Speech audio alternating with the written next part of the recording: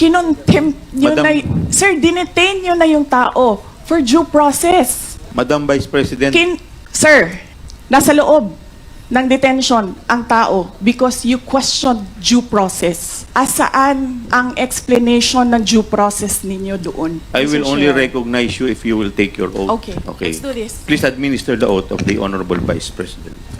Your Honor, please raise your right hand. Do you swear to tell the truth, the whole truth, and nothing but the truth in this inquiry, so help you God? Yes.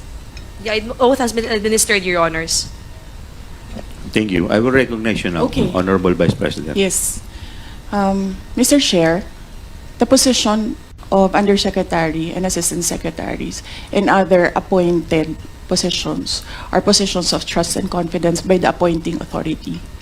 The resignation letters of the USEX and the ASEX of DepEd were accepted by the appointing authority.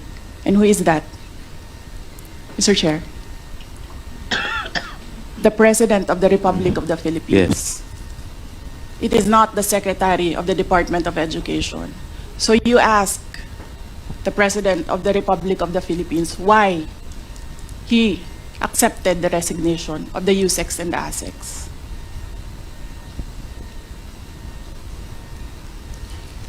What is the point, Honorable Vice President? Ang sinasabi ko sa inyo, bakit nyo kine-question ang due process? Tanungin nyo ang appointing authority, bakit niya tinanggap ang resignation letter?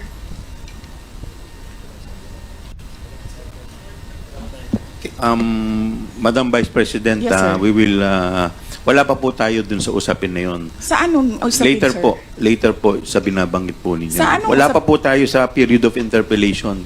Bubuksan ko pa lamang po ang period of interpellation. Yes, sir. Nandun na kayo sa topic. Hindi po tayo nag-i-interpellation Madam ngayon. Vice President, nag-uusap po muna ang mga miyembro. Yes, so, sir. please do respect. Yung Yes, mga, I am very respectful. I am dovetailing from Congressman Marcoleta. The appointing authority is the President of the Republic of the Philippines.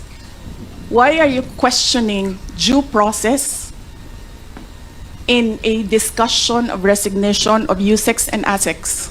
Wala pa pong nagtatanong about that, Madam Vice President. Sir, kinontempt nyo Madam- na, sir, dinetain nyo na yung tao for due process. Madam Vice President, Sir, nasa loob ng detention ang tao because you questioned due process. Asaan ang explanation ng due process ninyo doon? Nasaan? Madam Vice Tinanong President, kita kanina.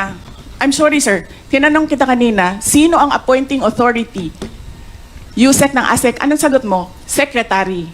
Hindi mo pa po- alam. Hindi pa po ako nagsumasagot. Hindi mo. Nakita kita, sumagot. Camera. Kita sumagot. Sinabi mo, Mr. Secretary. Chairman, motion to Hindi suspend ninyo alam for 5 lahat minutes. One na minute, ang nag-a-appoint one ay minute President. suspension is declared by the Chair.